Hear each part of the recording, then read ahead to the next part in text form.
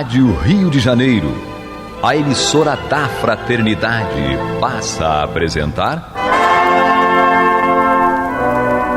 Luz na Penumbra, programa que leva ao seu coração a mensagem da doutrina espírita.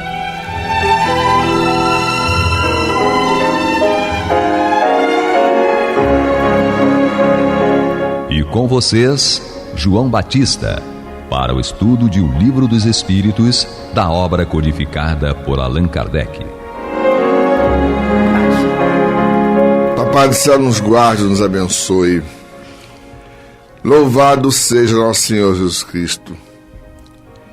E que possamos fazer do tempo essa dádiva que a todos nós é dada de maneira igual, um recurso a mais para que a nossa caminhada seja cada dia mais firme e consistente na conquista dos valores espirituais que nos levarão à verdadeira felicidade.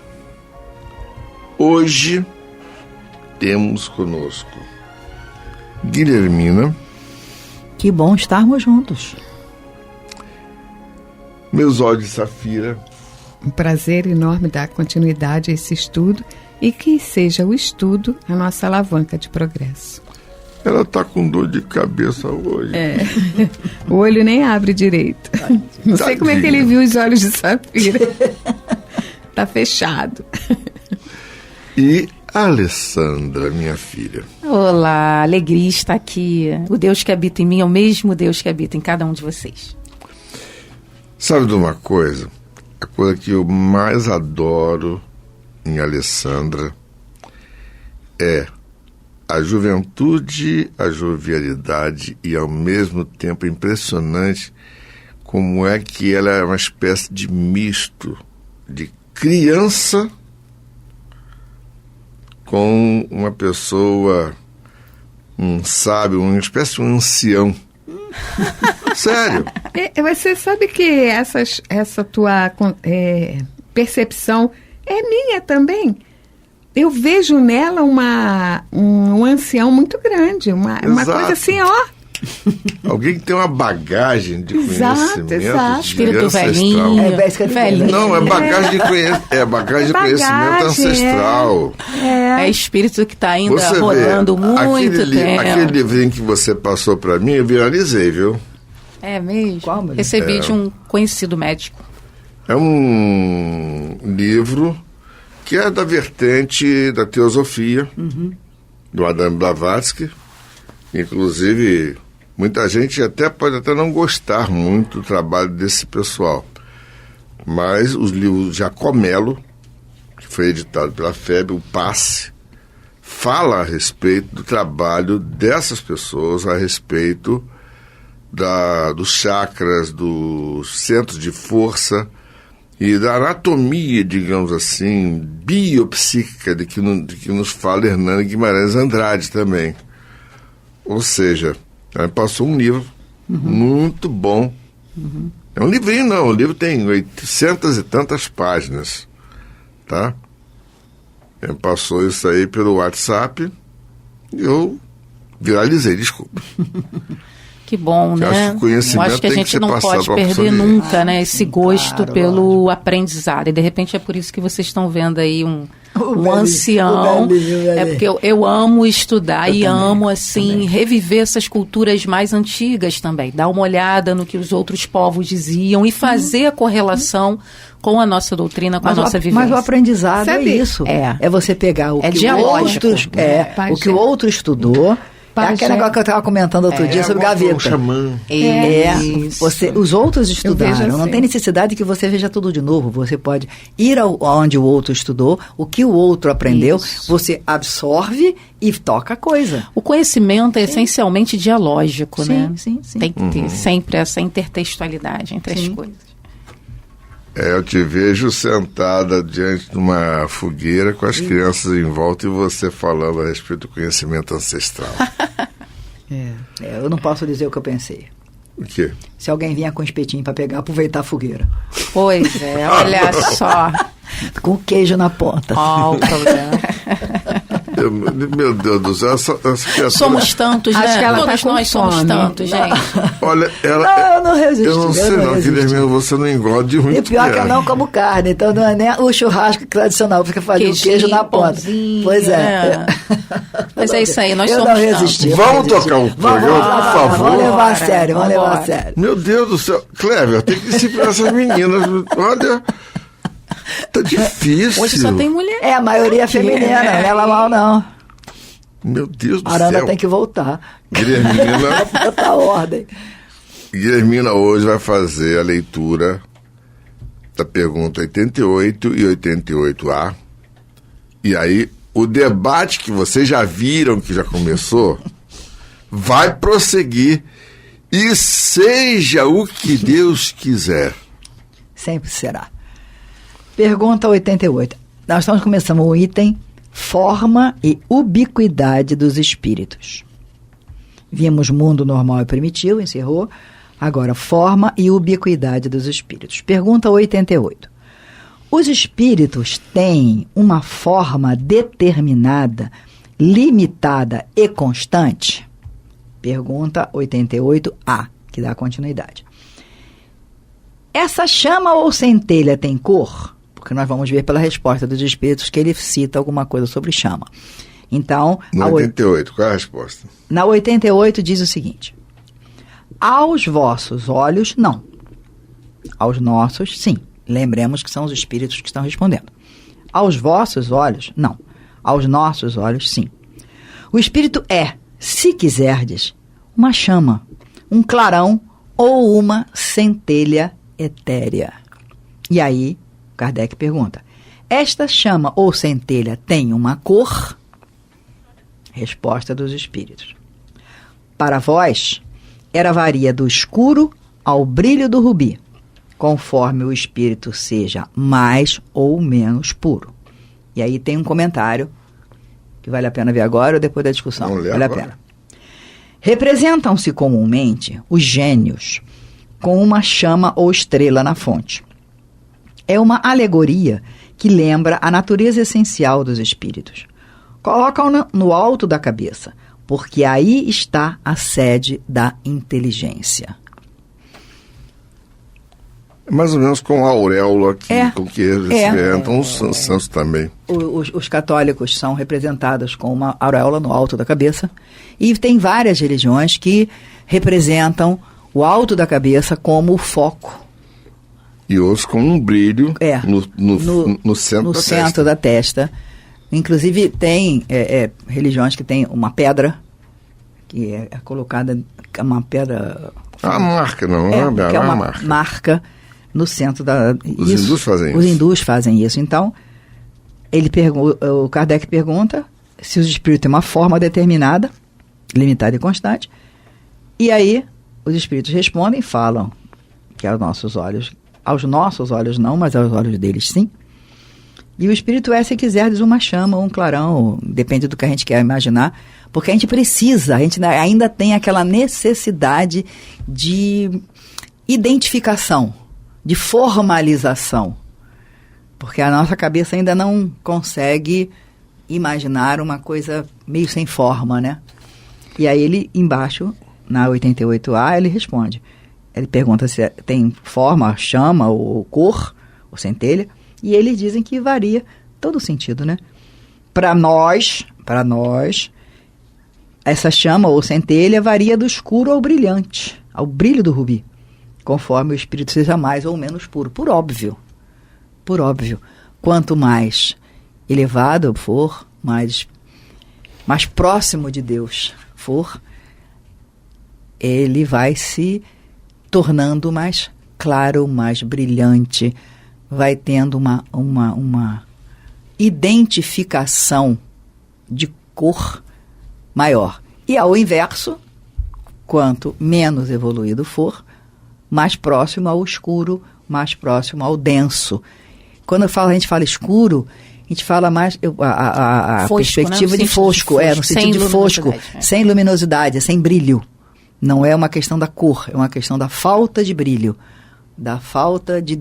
e uma densidade maior, porque com uma densidade maior a coisa fica mais sólida e mais escura, porque sem o brilho. O brilho não sobressai. Queria destacar aqui, né, a relação do estudo da semana passada Sim.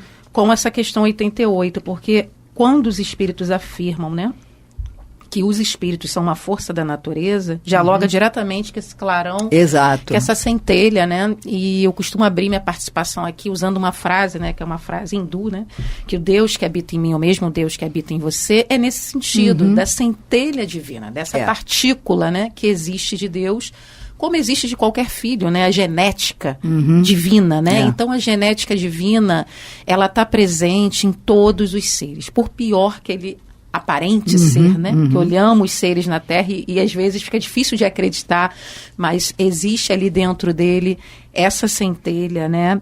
Essa genética divina e essa capacidade de ser alguém realmente muito próximo do que Deus espera, né? De cada um de nós.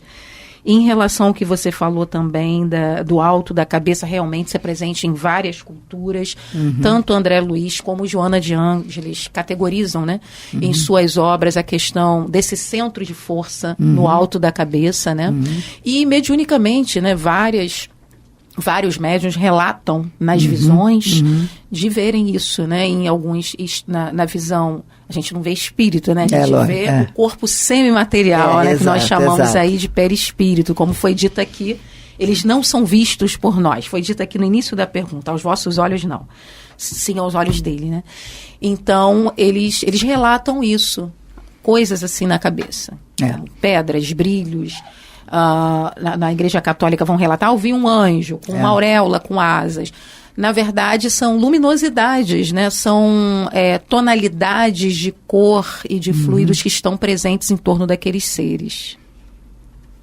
Devido à grandeza espiritual que eles têm. A apresentação deles vem justamente da necessidade que eles têm de se apresentar, né? E eles podem até modificar um pouco a sua, como é que se diz, a aparição, né, a forma como está, porque, por exemplo, um espírito de uma elevada envergadura, se ele se apresentar para nós, nos cega pela luminosidade deles, pela grandiosidade. É a mesma coisa a gente tentar olhar para o sol. Você não vai conseguir, você vai ter um ofuscamento.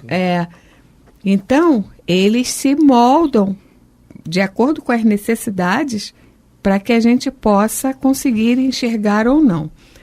E até mesmo, acho que foi Jesus quando coloca, né, que fala, vós foram criados, né, à semelhança de Deus. E nós interpretamos que Deus é igual a gente. Na verdade, não é isso. Antropomórfica. Na verdade, não é isso. Deus é energia. Exato. Entende? E nós somos essa energia, nós somos essa centelha dele, nós fazemos parte desse todo e a nossa contribuição é muito importante nesse processo e o nosso entendimento mais ainda, porque a partir do momento em que a gente acredita o corpo ser um instrumento, né, de evolução para essa centelha, um instrumento de aprendizado, a gente tem que supervalorizá-lo. A gente não pode deixar a coisa estragar, vamos dizer assim. Tem mais detalhezinhos aí, né? Mas a gente deve falar depois da nossa vinheta. Você está ouvindo pela Rádio Rio de Janeiro o programa Luz na Penumbra, com o estudo de O Livro dos Espíritos, na apresentação de João Batista.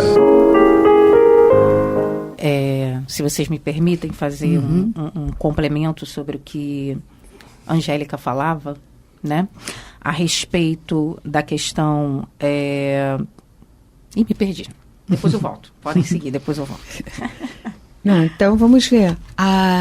Essa questão da cabeça também. Na nossa organização cerebral, nós temos a glândula pineal, que é o centro, né, de comunicação com o plano espiritual. E isso já foi comprovado, né, a nível científico, né, e registrado, né, em exames, né, a ativação dela quando em processos de exercício espiritual, e ela fica ativada. Então, a cabeça ser o instrumento, né? O foco principal, o foco, né? Está justamente nesse processo. E nós temos também essa da cabeça, ela gerar todo o equilíbrio para todo o restante do corpo. Porque como em programas passados Guilhermina colocou, nós habitamos vidas, né? Nós somos meios, né, de vidas. O nosso organismo, né, é o habitat. Assim como a Terra é o organismo que nos habita, e que nós habitamos, né, nós somos o organismo que outros seres, micro e macros, nos habitam também, né? Eu queria fazer o destaque, voltando dessa questão da centelha, da força da natureza, né? Chamar a atenção mais uma vez para a nossa responsabilidade diante disso, de toda a potência que nós somos e como estamos usando, né? Isso. Essa potência. E aí a Joana de Ângeles nos ajuda muito. Quando ela lembra, né? Quando ela lembra Jesus sobre o reino de Deus, o reino de Deus que habita em nós. Exatamente. Né? Se nós somos essa centelha, se nós somos esse reino de Deus todo dentro de nós, por que nós não estamos valorizando isso? Por que nós estamos nos identificando com a superfície, com a casca, né? Enquanto nós somos muito mais? Né? Somos forças da natureza, somos centelhas divinas, e à medida que consolidamos esse reino de Deus em nós, que é agir e pensar de acordo com o que Jesus falou, nós vamos estar realmente formando uma blindagem. Aí sim estaremos formando uma blindagem contra interferências que não nos interessam de outros planos, né? Então é trabalhar para fortificar cada vez mais essa centelha, que pode ser equivalente ao que Jesus falava, esse reino de Deus dentro de nós, que nós estamos esquecidos, né? Nós estamos esquecidos do que somos e muito voltados para essa casca, para a superfície, priorizando uma materialidade que não é o mais importante. E eu acrescento aqui na questão 88A a cor, né? Nós não somos só identificados pela cor. A cor, ela é um padrão vibratório. Sim. E de acordo com o padrão vibratório, a gente vai exibir, né, uma coloração. Daí do fosco ao super brilhante, do escuro, né, do acinzentado para o mais colorido, passando por todas os matizes, né? E nós somos identificados com isso. E a partir daí somos identificados, né? E atraímos ou repelimos. Não só pelo padrão vibratório da cor, mas também do cheiro. Sim. Que nós também somos identificados, porque à medida em que a gente vai evoluindo, o perfume que a gente exala se modifica, certo? E isso se dá muito no nosso plano material, né? Porque você vê pessoas que mesmo com perfumes caríssimos, elas não emanam um cheiro agradável. Exato. Enquanto tem outras que nem perfume usam e parece que estão... Tem um odor próprio, né? Um odor, né? Aquela coisa maravilhosa, aquela coisa agradável, né? A gente observa nos campos, na natureza, você transitar por um jardim florido, você sente o perfume das flores, né? Da mata, né, da grama, e ali existe o princípio inteligente, não na configuração de espírito, mas o princípio inteligente atuando ali. Então ali ele já tem cor, já tem padrão vibratório, já tem odor. Então, e a gente vai aprimorando isso.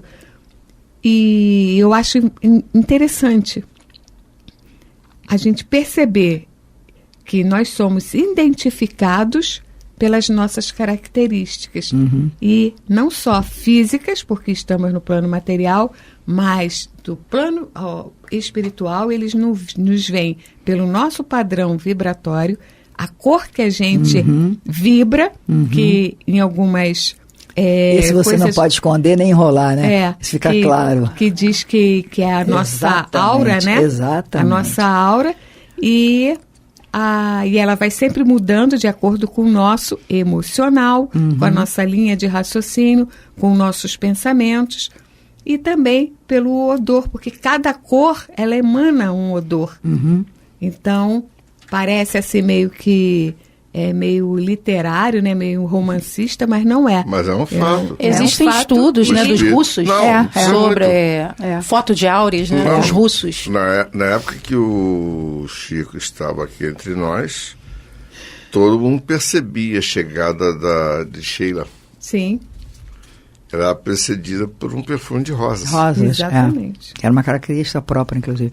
Eu queria só um efeito físico provocado Sim, claro. pela presença do médium e que ela sabia manipular.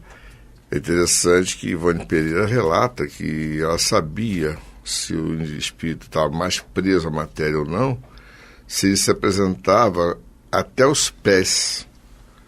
A maioria dos espíritos mais evoluídos que apareciam para ela praticamente somente da cintura para cima e com um brilho próprio. Já os espíritos ainda presos à matéria não é espíritos perversos, não. Espíritos presos à matéria, que se apresentavam para ela como se fossem de corpo inteiro. Então... Eu queria só terminar meu raciocínio em cima da resposta da 88A, quando ele coloca que para nós varia do escuro ao brilho mais puro, conforme o espírito seja mais ou menos puro. E aí é o grande desafio. É o que quem vem estudando há muito tempo. É o grande desafio. Nós estamos aqui no planeta Terra, estudando a doutrina dos espíritos, recebendo informações importantíssimas a respeito de nós próprios e das ferramentas que nós recebemos, nós temos. Ou seja, a gente não pode nem se dar o luxo de dizer que não sabíamos, porque a cada dia é um dia. Então, se a gente parar para refletir, sem olhar para trás, olhando para frente, o quanto a gente ainda pode trabalhar a nós próprios dentro das nossas características, que nós já sabemos, não é fácil, mas tentar brilhar cada vez mais a nossa luz interna. Porque a nossa luz interna vai ser aprimorada, vai ser expandida de acordo com a nossa vontade, de acordo com aquilo que a gente pensa, de acordo com aquilo que a gente deseja, de acordo com aquilo que a gente age. Exatamente nessa ordem.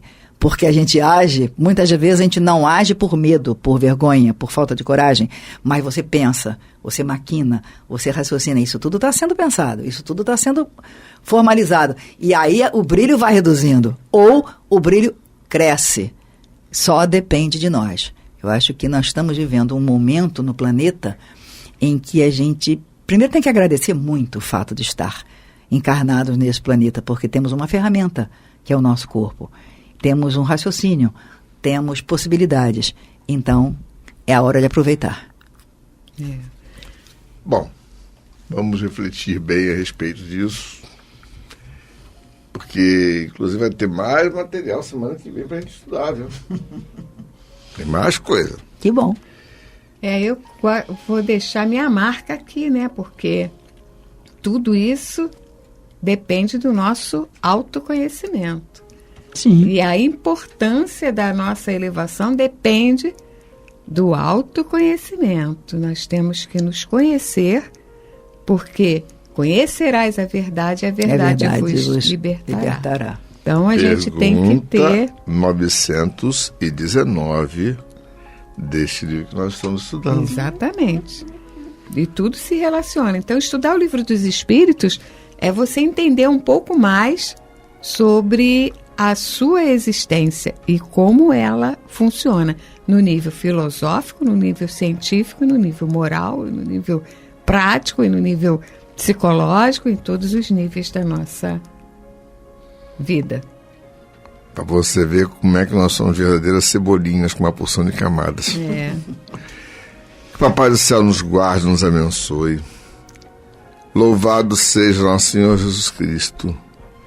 e que possamos fazer do tempo esta dádiva que a todos nós é dada de maneira igual, um recurso a mais, para que a nossa caminhada seja cada dia mais firme e consistente na conquista dos valores espirituais que nos levarão à verdadeira felicidade. Graças a Deus. Graças a Deus.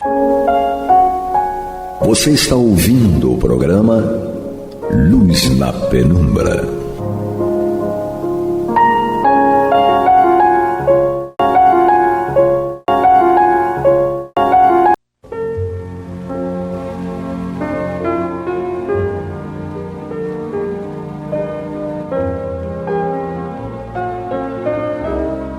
A Rádio Rio de Janeiro está levando ao seu lar e ao seu coração a mensagem consoladora da doutrina espírita, através do programa Luz na Penumbra.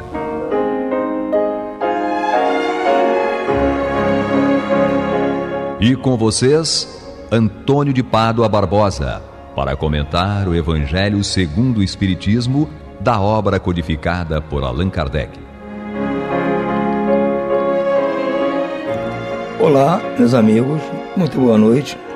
Estamos aqui em continuidade ao programa Luz na Penumbra para o estudo do Evangelho segundo o Espiritismo de Allan Kardec. Hoje nós vamos iniciar o capítulo 13. Não saiba a vossa mão esquerda o que dá a vossa mão direita. Às vezes a gente pode ficar pensando assim, por que Jesus veio nos dar essa recomendação sobre nós não ficarmos muito interessados em divulgar ou perceber ou ostentar o que nós possamos fazer de bom por alguém, por alguma situação. Porque nós já estamos aqui, se vocês prestarem atenção no estudo aqui do livro, nós estamos vindo assim, passo a passo, aprendendo que virtudes nós devemos buscar para, no final de tudo, adentrarmos no reino de Deus. Então, vimos aqui a mansuetude, a misericórdia, a pureza de coração, amar o próximo, amar até o inimigo, coisas maravilhosas e que nós estamos buscando alcançar. Mas nós ainda temos alguns problemas que mesmo quando conseguimos começar a praticar esse tipo de virtude que eu acabei de elencar, começa a aparecer em nós uma mania, digamos assim, não é? Um vício, umas atitudes que não estão de acordo com esse objetivo nosso, que é tornarmos-nos puros para irmos para o reino de Deus. E qual seria essa mania, esse vício, esse costume? É a nossa vaidade, que eu considero como talvez seja um dos últimos, se não o último tipo de comportamento inadequado dos quais nós vamos nos livrar. Eu considero que nós tentamos ser misericordiosos, tentamos ser puros de coração, etc.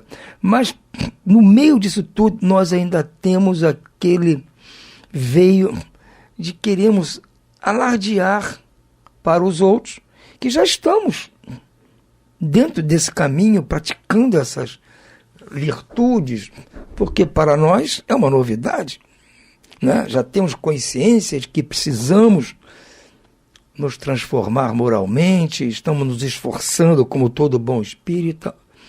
Agora, por meio de tudo isso, vem a nossa vaidade, porque é uma coisa que nós mesmos às vezes não percebemos que estamos agindo desta forma. Então, esse alerta que Jesus nos dá é muito importante para que nós fiquemos, vamos dizer assim, atentos para quando nós acabarmos de ter praticado alguma boa ação, estivermos fazendo algo de bom, de nobre, não ficarmos pomposos por causa disso, alardeando, cacarejando, falando para Deus e o mundo. É aquilo que Jesus está dizendo. Olha, se você fizer uma boa ação com a mão direita, a sua mão esquerda não precisa nem tomar conhecimento, é uma coisa discreta. Discretamente, faça por naturalidade. Faça uma coisa normal, natural. Você praticar o bem é uma coisa natural, não precisa de alarde. Eu estou praticando o bem. Não, é uma coisa natural, você pratica o bem naturalmente. Nem você nota que está praticando o bem. Ou seja, a sua mão esquerda não vai saber que a mão direita está praticando o bem.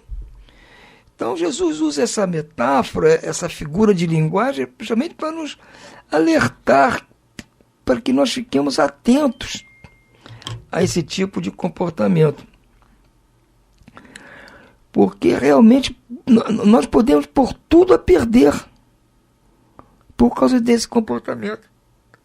E é uma coisa que, para piorar a situação, muitas vezes nós somos vaidosos e nem praticamos nada digno de louvor ou de menção, ou lá o que seja.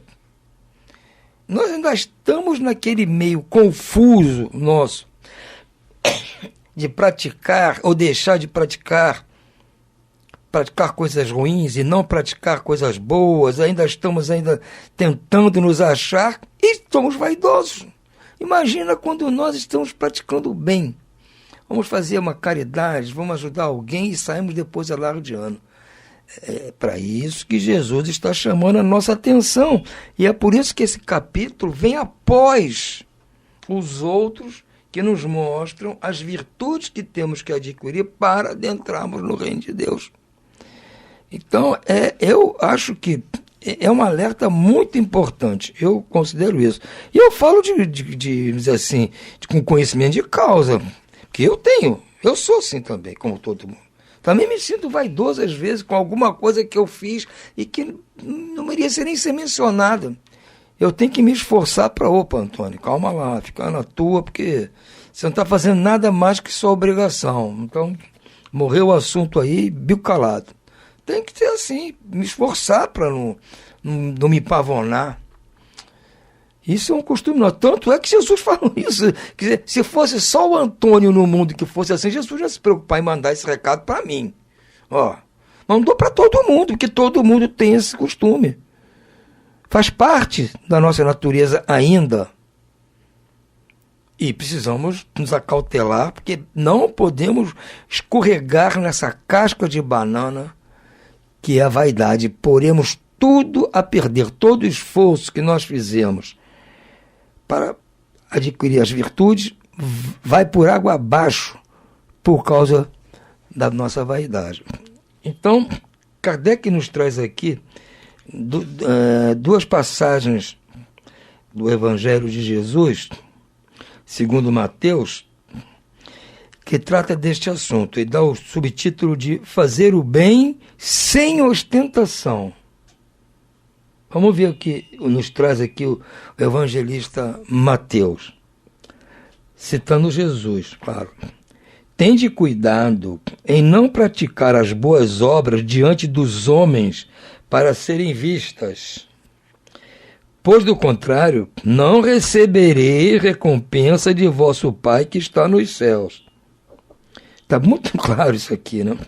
Assim, quando derdes esmola, não façais tocar a trombeta diante de vós, como fazem os hipócritas nas sinagogas e nas ruas, para serem louvados pelos homens. Digo-vos em verdade que eles já receberam sua recompensa. Mas quando derdes esmola, não saiba a vossa mão esquerda o que faz a vossa mão direita, a fim de que a esmola fique em segredo, e vosso Pai, que vê o que se passa em segredo, vos recompensará. Jesus não podia ser mais claro. Ele, inclusive, está usando aqui a situação de você dar uma esmola. Mas isso vale para qualquer outro tipo de ajuda que você der a uma pessoa que esteja precisando. Pode ser qualquer ajuda, até um conselho, uma palavra, não é? Qualquer ajuda não pode ser motivo de nós nos engalanarmos e ficarmos tocando trombeta para todo mundo ver o que nós estamos fazendo. Na outra passagem, cita também Mateus.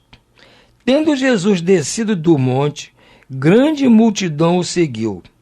Ao mesmo tempo, um leproso veio ao seu encontro e o adorou, dizendo: Senhor, se quiserdes, poderás curar-me.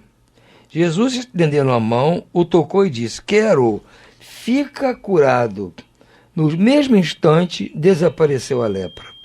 Disse-lhe então Jesus: Olha, não o digas a ninguém, mas vai mostrar-te aos sacerdotes e oferece o dom prescrito por Moisés, a fim de que lhes sirva de testemunho.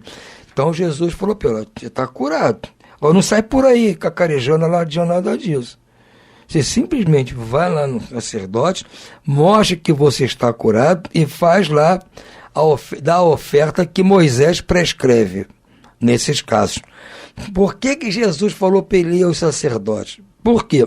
Os leprosos, naquela época, eram marcados.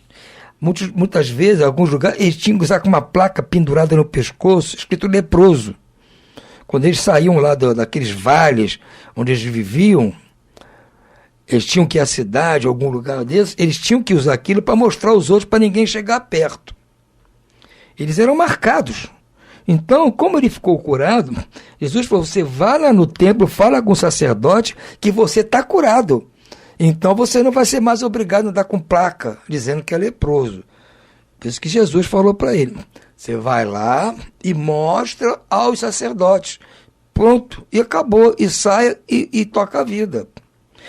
E em agradecimento, você cumpre aquilo que Moisés prescreveu para esses casos de benefícios, de livramento, de lá o que seja. Se você recebeu um benefício de Deus, você tem que agradecer. E Moisés prescreve lá, conforme o caso, que tipo de agradecimento, que tipo de sacrifício, de oferta você tinha que fazer no templo em agradecimento a Deus pela graça recebida. Neste caso específico, era o sacrifício de um animal.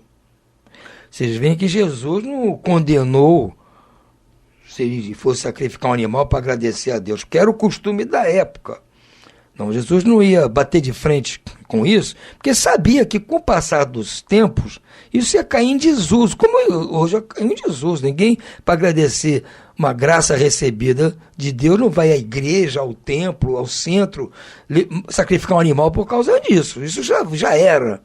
Então o tempo fez com que nós abandonássemos esses costumes, digamos assim, bárbaros, antiquados. Mas naquela época isso era comum. Se ele não fizesse isso, ele não ia ser considerado curado, porque ele não agradeceu conforme mandava a lei mosaica. Então Jesus não bateu de frente. Não, tudo bem, vai lá e agradece. Tudo com discrição, sem alarde, sem coisa nenhuma.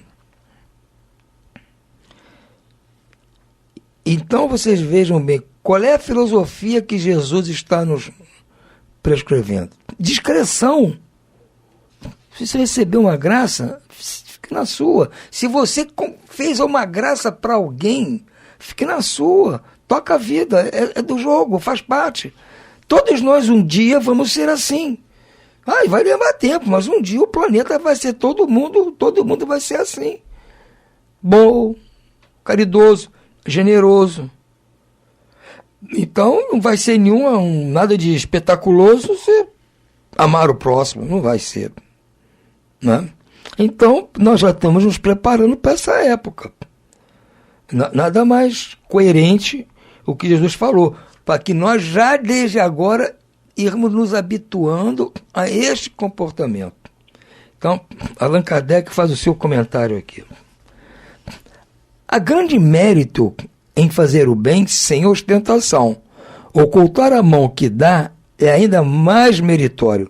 Constitui sinal incontestável de grande superioridade moral, porque, para encarar as coisas de mais alto do que faz, o vulgo, é preciso abstração da vida presente e se identificar com a vida futura. Numa palavra, é necessário colocar-se acima da humanidade para renunciar à satisfação que resulta do testemunho dos homens e esperar a aprovação de Deus. Ou seja, Kardec está nos dando aqui uma informação importante, porque diz, olha, se nós queremos nos destacar dos homens e ficar mais perto de Deus, temos que nos abster de buscar o aplauso dos homens quando nós estivermos agindo bem, agindo certo. Nós temos que buscar o aplauso e a aprovação de Deus. E para Deus não precisa eu socar trombeta para avisar que eu fiz isso ou aquilo. Ele está vendo. Vê tudo. Então é uma maneira de eu, dizer assim, dar menos importância ao aplauso da humanidade e ficar preocupado com o aplauso de Deus. Eu me afastar, me abster disso. Não, eu fiz. O povo não precisa tomar conhecimento. Deus já tomou conhecimento, é o que importa.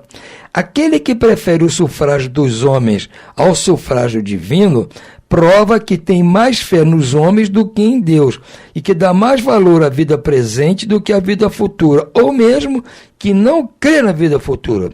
Se diz o contrário, age como se não acreditasse no que diz. Então, aquele que prefere, faz questão, as alardes, para receber aplauso dos homens, não acredita na vida futura, está preocupado com o presente, com hoje, com agora, com aqui e agora. E não está preocupado com a vida futura. Porque se você está preocupado com a vida futura, deixa que Deus está vendo o que você está fazendo, e o que você está plantando, e você vai colher de bom. Não precisa ninguém ver que você plantou isso ou aquilo. Deus está vendo, acabou. Agora, quando você dá importância ao aplauso dos homens, ou você simplesmente não está preocupado com a vida futura, ou simplesmente nem acredita na vida futura. Né? Porque se você diz que acredita na vida futura e faz questão do aplauso dos homens de alguma coisa de bom que você fez, então é uma incoerência isso. Quantos há que só dão na expectativa do que o que recebe irá bradar por toda parte o benefício recebido? Ou seja, você dá sabendo que aquela pessoa que recebeu vai sair por aí espalhando. Que publicamente dariam grandes somas e que as ocultas não dariam uma única moeda. Só dá a esmola, ajuda, o auxílio se for na presença de muita gente. Foi por isso que Jesus declarou: os que fazem o bem com ostentação já receberam sua recompensa. Ou seja, eles queriam o aplauso dos homens, já receberam, acabou. Não vai ter mais nenhuma recompensa. Com efeito, aquele que procura a sua própria glorificação na terra, pelo bem que pratica, já pagou a si mesmo. Deus não lhe deve mais nada, só lhe resta receber a punição do seu orgulho. Ou seja, além de Deus não lhe dar nenhuma recompensa, ainda vai ser punido pelo orgulho. Não saber a mão esquerda o que dá a mão direita é a imagem que caracteriza admiravelmente a beneficência modesta. Mas se há modéstia real, também há a falsa modéstia, o simulacro da modéstia. Há pessoas que ocultam a mão que dá, tendo, porém, o cuidado de deixar aparecer um pedacinho, olhando em volta para verificar se alguém não terá visto ocultá-la. Indigna paródia das máximas do Cristo. Se os benfeitores orgulhosos são depreciados entre os homens, que não será perante Deus. Também esses já receberam a sua recompensa na terra, foram vistos, estão satisfeitos por terem sido vistos. É o que terão. Então a pessoa finge ocultar a mão, nessa metáfora do Cristo, deixando a pontinha para alguém ver. É o esperto, né? Achando que Deus está vendo. E viu ele fazer isso. Então já recebeu aquele aplauso. Já recebeu. Qual será então a recompensa daquele que faz pesar os seus benefícios sobre quem os recebe, que lhe impõe de certo modo testemunho de reconhecimento, que lhe faz sentir a sua posição, exaltando o preço dos sacrifícios a que se impõe para beneficiá-lo? Para esse, nem mesmo a recompensa terrestre existe, porque se vê privado da doce satisfação de ouvir bendizer-lhe o nome, e é esse o primeiro castigo do seu orgulho. As lágrimas que seca por vaidade, em vez de subirem ao céu, cairão sobre o coração do aflito e o ulceraram. O bem que praticou não resulta em nenhum proveito para ele, pois o que deplora e todo benefício deplorado é moeda falsa sem valor. É aquele que dá, mas condicionando aquilo que está dando ao necessitado. Te dou isso, mas você tem que fazer isso ou aquilo para mim. ou humilha a pessoa que recebe, faz ostentação para ver, todo mundo vê que ele está ajudando a pessoa humilde. A beneficência praticada sem ostentação tem duplo mérito. Além de ser caridade material, é caridade moral, visto que resguarda a suscetibilidade do beneficiado, faz-lhe aceitar o benefício sem que seu amor próprio se ressinta e salvaguardando-lhe a dignidade de homem, porque aceitar um serviço é coisa bem diversa de que receber uma esmola. Ora, converter o serviço em esmola pela maneira de prestá-lo é humilhar o que recebe, e há sempre orgulho e maldade em humilhar os outros. A verdadeira caridade, ao contrário, é delicada e engenhosa em dissimular o benefício, em evitar até as simples aparências capazes de melindrar, já que todo atrito moral aumenta o sofrimento que se origina da necessidade. Ela sabe encontrar palavras brandas e afáveis que colocam o beneficiado à vontade em presença do benfeitor, ao passo que a caridade orgulhosa o esmaga. A verdadeira generosidade torna-se sublime quando o benfeitor, invertendo os papéis, acha meios de figurar como beneficiado diante daquele a quem presta serviço. Eis o que significam essas palavras: não saiba a mão esquerda o que dá à direita. O que Kardec está nos dizendo aqui? É muito difícil, eu digo sempre, praticar caridade é difícil, não é uma coisa fácil.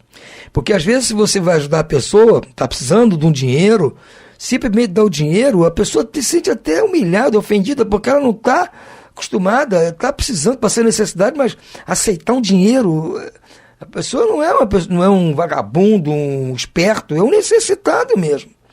Então, você tem que fingir, dar um jeito de parecer que ele é que está lhe fazendo um favor. Então você tem que arrumar um jeito de, como se você estivesse dando para ele um serviço para ele fazer para você, e você está pagando o serviço dele. Inventa na sua casa que está precisando trocar umas lâmpadas, pintar um quartinho, trocar lá uma cerca, cortar as flores, o seu jardim, vai dar um serviço à pessoa. Se outra pessoa chama para fazer uma faxina na sua casa, para você remunerá-la, para ela não se sentir humilhada em aceitar o dinheiro. Dá um serviço, mesmo que você não precise, você não agradece: puxa, você me quebrou um galho, veio aqui fazer esse serviço para mim, eu estava atarefado e não tinha como fazer, ou então eu não sei fazer, você veio aqui, me quebrou esse galho, toma isso aqui, eu não sei que não pago o serviço, mas, poxa vida, como um presentinho para sua mulher, para seus filhos. É assim que você tem que fazer, em agradecer. A pessoa não se sentiu humilhada, ela prestou um serviço para você. Então você tem que, além de esconder que você está ajudando, ninguém precisa saber, nem o próprio. Você ainda está ajudando a pessoa e ficou, você que ficou o devedor do que ele lhe prestou. É isso que Kardec está orientando aqui. Para nós pensarmos bem na hora de ajudar as pessoas. Porque é uma coisa difícil, não é tão fácil. Se não era mole sair para distribuindo dinheiro, cesta básica, não sei o que, para todo mundo. Não resolve. Se nós conseguirmos fazer com que a pessoa receba ajuda, mas de forma que ela que esteja nos prestando um serviço, nos ajudando, é a melhor maneira. Muitas vezes não dá para fazer. É essa a ideia de Allan Kardec, que eu considero uma ideia muito criativa. Eu, modestamente, de vez em quando... Hoje não, que eu já não estou mais trabalhando, mas antigamente, quando eu tinha loja, eu trabalhava, de vez em quando fazia isso. Eu aprendi aqui com Allan Kardec, que acho uma coisa muito legal de se fazer. Mas nós vamos ficando hoje por aqui e vamos dar continuidade a esse assunto da vaidade nos programas subsequentes. Por hora, a todos vocês, muito boa noite e muita paz.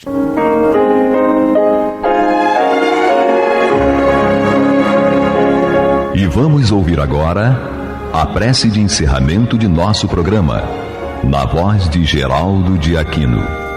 Jesus, dá-nos coragem para a luta, piedade para os insultos e misericórdia para as injustiças e ingratidões. Limpa nossa alma de inveja e ambições mesquinhas, de ódio e de vingança o nosso caminho. E que dentro em pouco, ao recolher-nos de novo ao calor do nosso leito, para que o sono nos dê a paz e o esquecimento das tristezas humanas, possamos sentir, Senhor, no mais íntimo de nosso ser, a doçura indefinível do Teu amor e a grandeza incomparável da Tua divina presença. Que assim seja.